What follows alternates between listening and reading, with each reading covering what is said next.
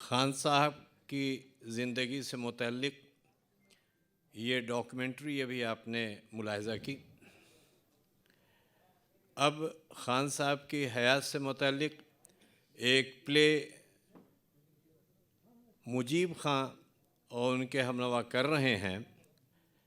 इसके फ़ौरी बाद फिर इंशाअल्लाह जो है खान साहब पर जो ख़राज तहसीन पेश करने के लिए प्रोग्राम का अहतमाम किया गया वो जो है फिर शुरू हो जाएगा। खान साहब की शख्सियत, हमको इस बात की बड़ी मसर्रत है कि हमने देखा कि जब इस प्रोग्राम के अहतमाम की गुफ्तगू की तो क्या आवाम क्या ख़वास हर शख्स ने अपनी मोहब्बत का जब उनके ताल्लुक़ से ज़िक्र किया कि बादशाह खान साहब की ज़िंदगी से मुतल्लिक़ इस तरह के एक प्रोग्राम हम लोग उसका अहतमाम कर रहे हैं, तो सब ने अपनी मोहब्बतों से नवाजा और ये कहा कि यकीनन खान साहब की शख्सियत इस बात की मुतकाज़ी है कि हम खान साहब को याद करें। आज बदकिस्मती से फ़िरक़ा परस्ती के जो बोलबाला है और जिस तरह से ख़ास तरीक़े से मुसलमानों के जो आइकॉन्स हैं उनको जो है उनके नामों को मिटाने हटाने और घटाने की जो कोशिश हो रही है, उन्हीं सब के पेश नज़र इस प्रोग्राम को मुनक़्क़द किया जाए, इसका ख़्याल ज़हन में आया। हरियाणा हुकूमत ने जिस कमाल बेहयाई के साथ, जो इंतहाई बेशर्मी के साथ खान अब्दुल गफ़्फ़ार खान साहब के नाम पर जो हॉस्पिटल था फ़रीदाबाद में, उस हॉस्पिटल का नाम तब्दील करके अटल बिहारी वाजपेयी हॉस्पिटल कर दिया, ये इंतहाई एक शर्मनाक बात थी।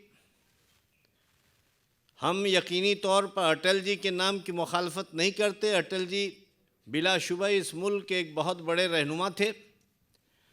खान अब्दुल गफ़्फ़ार खान साहब भारत रत्न, अटल जी भी भारत रत्न थे, लेकिन एक भारत रत्न के नाम से मौसूम कोई चीज़ हो और उसको हटा करके दूसरे के नाम कर दी जाए, ये यकीनी तौर पर बड़ी सतही और छोटी बात है। अब मैं ज़्यादा आपके दरमियान हायल नहीं रहूँगा, वक्तन फ़वक्तन आता रहूँगा। अब जो है खान साहब की ज़िंदगी से मुतल्लिक़ जो प्ले है वो जनाब मुजीब खान साहब और उनके साथी आपके सामने पेश कर रहे हैं, उसे आप देखें। शुक्रिया।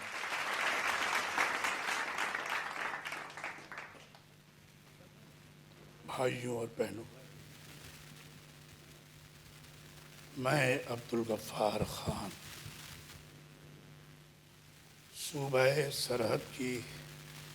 सरहद से आपकी दावत पर यहाँ आया हूँ। मुझे यहाँ आने की दावत श्रीमती इंदिरा गांधी ने दी। गांधी स्मारक समिति के सदर जयप्रकाश नारायण जी ने मुझे यहाँ पर बुलाया है। मैं शुक्रगुजार हूँ कि मुझे 1966 के जवाहरलाल नेहरू इंटरनेशनल अवार्ड के लायक समझा गया। आपने दिल्ली के रामलीला मैदान में मुझे नागरिक सत्कार के लिए बुलाया। मैं यहाँ कोई अवार्ड लेने नहीं आया हूँ,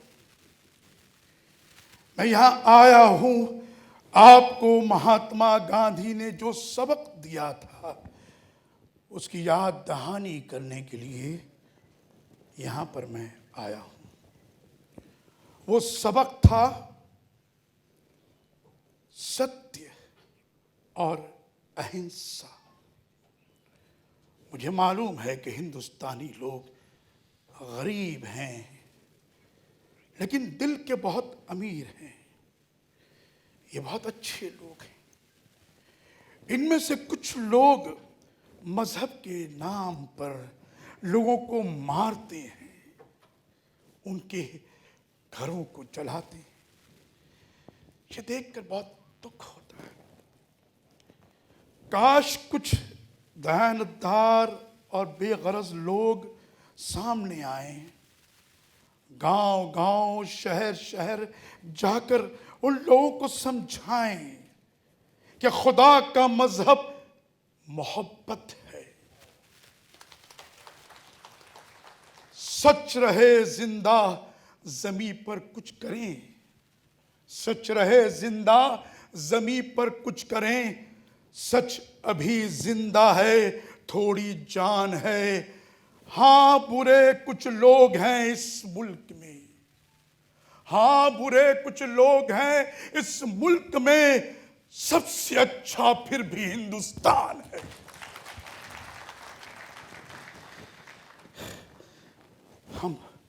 हम पख्तून लोग हैं, इस बात का हमें इल्म है। हमारी पहली मोहब्बत बंदूक है। हम बंदूक से इतनी मोहब्बत करते हैं कि पहले बंदूक दागते हैं फिर बात करते हैं। इसी बंदूक की मोहब्बत में हम फौज में दाखिल होते हैं। हमारे गांव का हर दूसरा आदमी फौज में है क्योंकि उसे बंदूक चलाने का शौक है। जवानी की जोश में मैं भी फौज में जाने का मैंने इरादा कर लिया। मैंने ये बात अपने घर वालों को नहीं बताई। मेरे बड़े भाई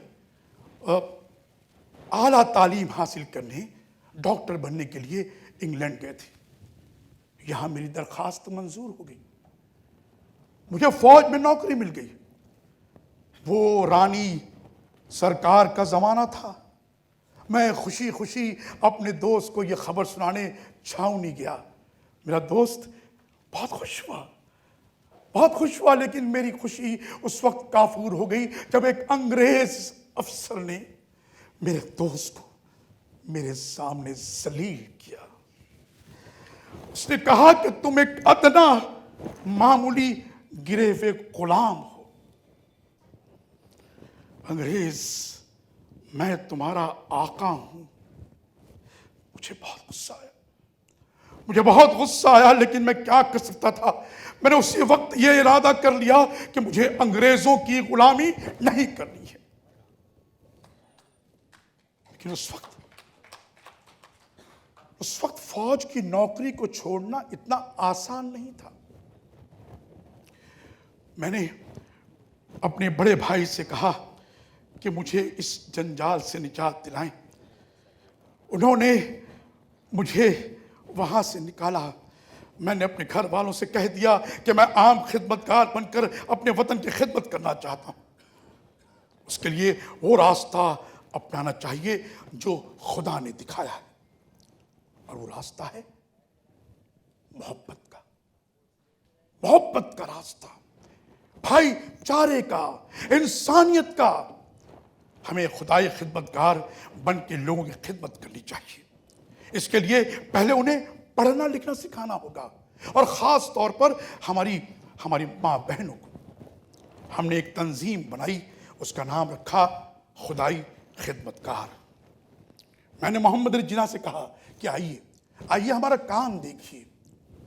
वो राजी हो गए, लेकिन खान अब्दुल क़य्यूम खान ने उन्हें भड़का दिया कि ये पख्तून लोग हैं, ये तुम्हें जान से मार डालेंगे। और जिन्ना डर गया। वो नहीं आया। फिर इंडियन नेशनल कांग्रेस का एक जलसा था, वहां मैं पहली बार गांधी जी से मिला। गांधी जी मुझे देखकर बहुत खुश हुए। वहां एक शख्स ने गांधी जी से कहा कि तुम बुज़दिल हो। मुझे बहुत गुस्सा आया। मैंने सोचा कि मैं उस शख्स से मुकाबला करूं, लेकिन गांधी जी मुस्कुरा दिए, कुछ नहीं कहा। यहां पर मैंने सब्र और अहिंसा का पहला सबक सीखा।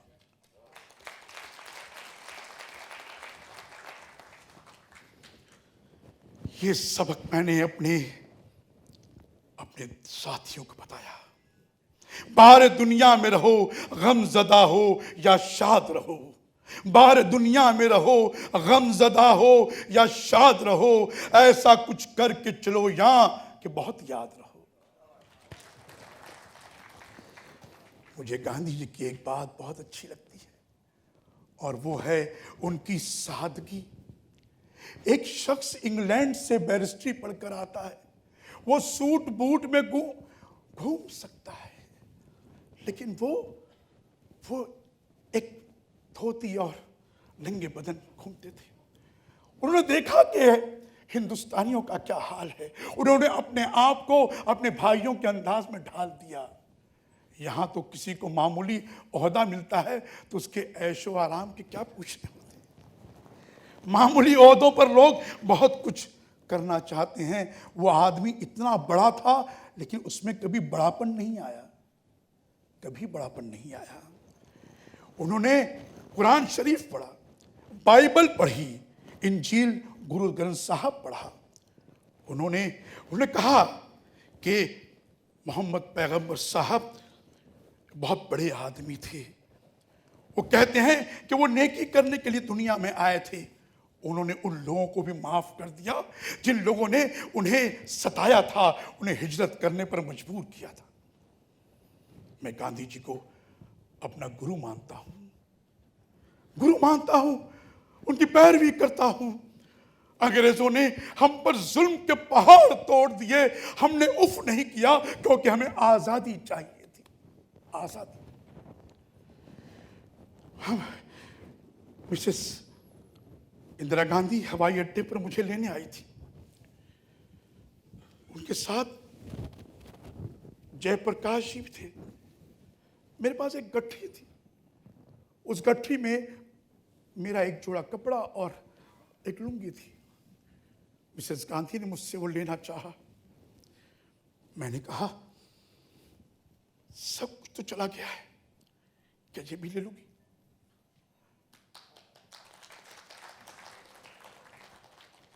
मिसेस गांधी और जयप्रकाश नारायण ने सर झुका दिया। जयप्रकाश फूट फूट के रो पड़े। वो देखकर उन्होंने कहा कि बंटवारे का दर्द मेरे चेहरे पर था। वो महसूस किया जयप्रकाश जी ने और इंदिरा गांधी ने। आप लोगों ने मुझे इज्जत दी, मेरा सम्मान बढ़ाया, उसके लिए मैं आप लोगों का शुक्रगुजार हूं। बस एक गुजारिश है कि गांधी जी और उनके आदर्शों को, विचारों को कभी मत भूलिएगा। उन शहीदों को मत भूलिएगा जिन्होंने आपके लिए अपनी जान निछावर की, उन्हें मत भूलिएगा। बस यही आपसे कहना चाहता हूं।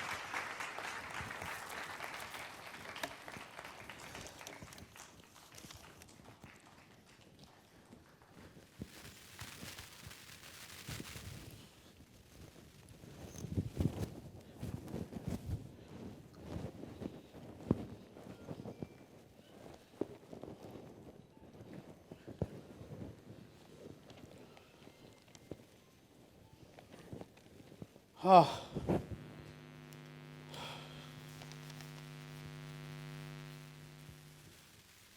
निशाने राह दिखाते थे जो सितारों को, तरस गए हैं किसी मर्दे राहदां के लिए।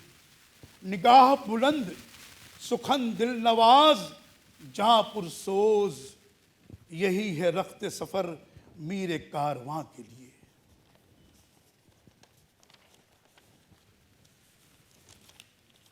जी जनाब, अस्सलाम वालेकुम।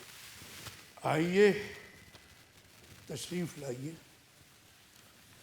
और बात करते रहिए। बैठिए, आप बात करते रहिए, मैं अपना काम कर रहा हूं।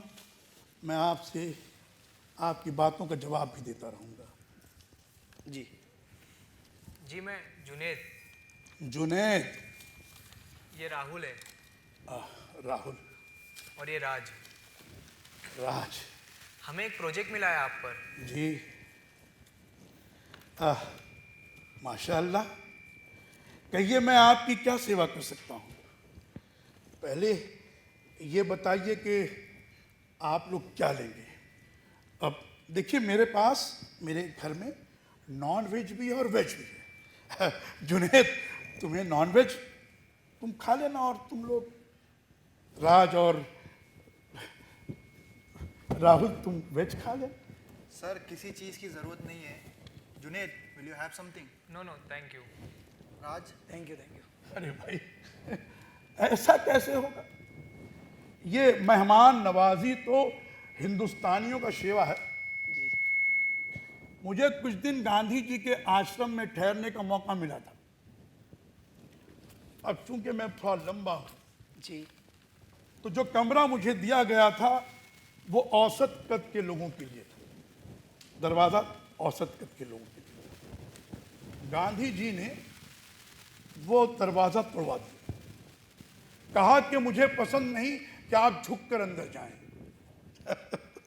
मैंने कहा, गांधी जी आप मेरी परेशानी मत लीजिए, जो भी आप मुझे देंगे खाने के लिए मैं खा लिया करूंगा, खाने पीने में कोई परेशानी ना लें। उन्हें पता चला कि मैं कमजोर हो गया हूं, मेरा चेहरा पीला पड़ गया। जी एक दिन मेरे कमरे में आ गए, उनके साथ एक डब्बा उन्होंने डब्बा खोल दिया। जानते हो डब्बे में क्या था? क्या था जनाब? नॉनवेज। अरे मैंने कहा, गांधी जी ये आप परेशानी क्यों मोल लेते हैं? आप जो बनाएंगे मैं खा लूंगा। कहा, नहीं, हर इंसान का एक सिस्टम है, सिस्टम वो गिजा हजम करता है। आप मेरे मेहमान हैं, मैं चाहता हूं कि जिस तरीके से आप यहां खुशी महसूस करें, आप मेरे साथ रहें। ऐसे थे हमारे बापू। बुजुर्गवार, हमारा एक प्रोजेक्ट है, हमारी गंगा जमुनी तहजीब। अच्छा, जी लेकिन अगर आप इस सब्जेक्ट पर काम करते कि हमारी आज़ादी में हमारी मेहनत, हमारी कोशिशें, तो ज़्यादा अच्छा ना होता। एक दुबला पतला शख्स जिसे अंग्रेज हिकारत से अधनंगा फकीर कहते थे, उस शख्स ने अकेले अंग्रेजों को नाको चने चबा दिए। सर। जनाब, हाँ। हमने रामलीला मैदान में आपकी तकरीर सुनी थी। आपने अपनी तकरीर में इस बात का जिक्र नहीं किया कि हिंदुस्तान पर मुसलमानों ने 600 साल हुकूमत की। उन्होंने इस मुल्क को गंगा जमुनी तहजीब दी। उनके पास फौज थी, ज़बरदस्त ताकत थी, लेकिन उन्होंने कभी अपनी रियाया पर जुल्म नहीं किया, हर किसी को मजहबी आज़ादी दी। एक तरफ तुम कहते हो गंगा जमुनी तहजीब, और एक तरफ तुम कहते हो मजहबी आजादी। ये दो बातें कैसे मुमकिन हैं?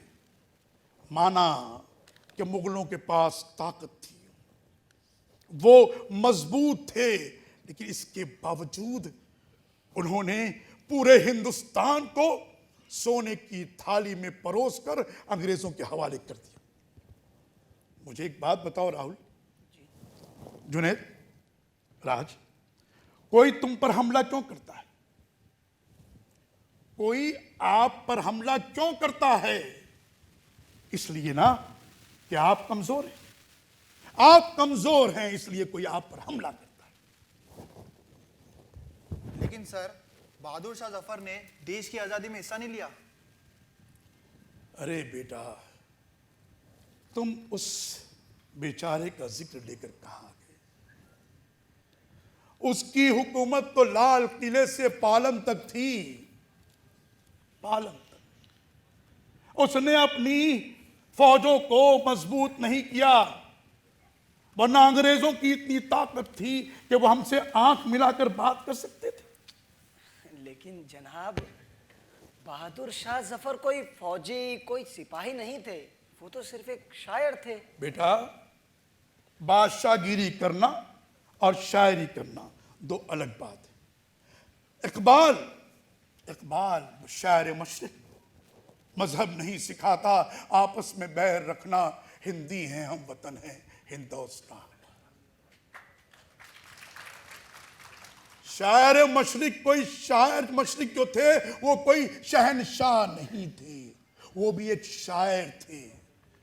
उन्होंने अपनी शायरी से सोई हुई कौम को झिंझोड़ दिया। वो गांधी जी कोई शायर नहीं थे, लेकिन उन्होंने अपने अहिंसा के हथियार से अंग्रेजों को झुका दिया। आप हर बात पे गांधी जी को ले आते हैं। अरे बेटा, इस हिंदुस्तान में गांधी जी के बगैर कोई बात कैसे हो सकती है? बताओ कैसे हो सकती है? आप जानते हैं कि गांधी जी के कारनामों को, उन्होंने जो हिंदुस्तान के लिए किया, क्या कोई कर सकता था? बताओ। जनाब, मैं कुछ कहने की गुस्ताखी कर रहा हूं, अगर आपकी इजाज़त हो तो। कहिए कहिए, मैं सुन रहा हूं, आपकी तमाम बातें सुन रहा हूं, आपके हर सवाल का मैं जवाब दूंगा, बोलिए। जी शुक्रिया जनाब। उर्दू ज़बान, ताजमहल और गालिब, ये तीन जो तोहफे हैं, ये तीनों तोहफे मुगल के दौर के ही तो हैं। ताजमहल बेशक मुगलों का कारनामा है, जिसे देखने के लिए हजारों लोग दुनिया से आते हैं, पूरी दुनिया से। लेकिन अगर उस ताजमहल की जगह पर शाहजहां एक यूनिवर्सिटी कायम करता, तो उसे भी देखने हजारों लोग आते। तालीम तालीम तालीम रोशनी है, तालीम आपका रोशन मुस्तकबिल है। तालीम हासिल कीजिए। मैं यकीन कीजिए मेरी बात पर, अगर शाहजहां वो यूनिवर्सिटी बना देता तो आज हिंदुस्तान में आपको एक भी आदमी जाहिल नहीं मिलता। और सर, गंगा जमनी तहजीब। अच्छा है, बहुत अच्छा। हमारे हिंदुस्तान का ढांचा गंगा जमनी तहजीब पर ही टिका हुआ है। ये सच्चाई भी सच्चाई है। बच्चों, गांधी जी चलती फिरती एक यूनिवर्सिटी थी, वो जहां जाते ज्ञान बांटते। ताजमहल को तो अंग्रेजों ने टेंडर निकालकर बेचने की कोशिश की थी। अगर ताजमहल यूनिवर्सिटी होती तो क्या वो बेच पाते? नहीं बेच पाते। ईश्वर, अल्लाह तेरो नाम, सबको समृद्धि दे भगवान, ये कहा करते थे हमारे गांधी, ये कहा करते थे। चले गए। अब दूसरा कोई गांधी यहां पर नहीं आएगा, लेकिन जो उम्मीद है वो तुम लोगों से है। जो उन्होंने उम्मीद की शमा जलाई है, उसे तुम्हें हमेशा रोशन रखना है। अब हमारी लड़ाई फिरका परस्ती के खिलाफ है, तोहम परस्ती के खिलाफ है। मैं आज हूं, कल नहीं रहूंगा। शायद दुनिया मुझे भूल जाए, कौन खान अब्दुल गफ्फार खान, लेकिन यह हिंदुस्तान रहेगा। इसकी तहजीब, इसका तमद्दुन, इसका आपसी भाईचारा हमेशा बरकरार रहेगा, हमेशा बरकरार रहेगा। सलाम ए हिंदुस्तान, तुझे सलाम। सलाम ए हिंदुस्तान, तुझे सलाम। सलाम। जय हिंद, जय हिंद।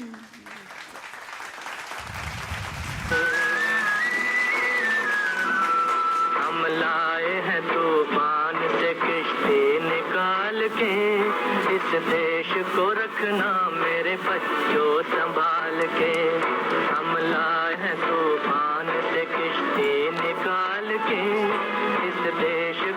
रखना मेरे बच्चों संभाल के।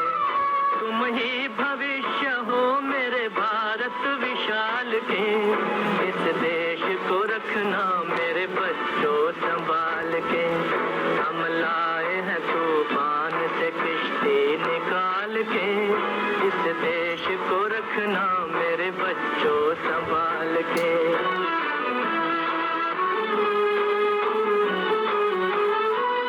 देखो कहीं बर्बाद न होवे ये बगीचा, देखो कहीं बर्बाद न होवे ये बगीचा, इसको हृदय के खून से बापू ने है सींचा। रखा है ये चिराग शहीदों ने बाल के, इस देश को रखना मेरे बच्चों संभाल के। हम लाए हैं तूफान से किश्ती निकाल के, इस देश को रखना मेरे बच्चों संभाल के।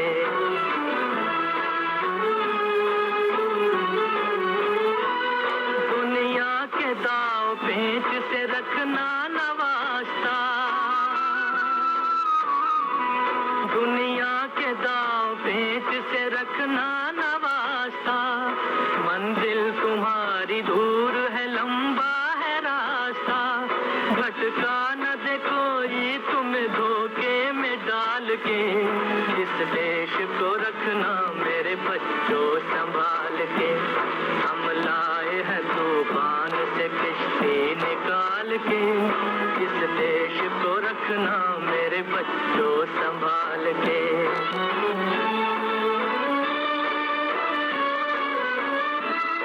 एटम बमों के जोर पे ऐठी है ये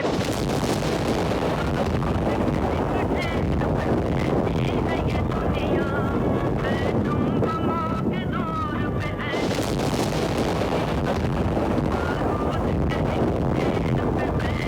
है ये दुनिया। तुम हर कदम उठाना जरा देखभाल के, इस देश को रखना मेरे बच्चों संभाल के। हम लाए हैं तूफान से किश्ती निकाल के, इस देश को रखना मेरे बच्चों संभाल के।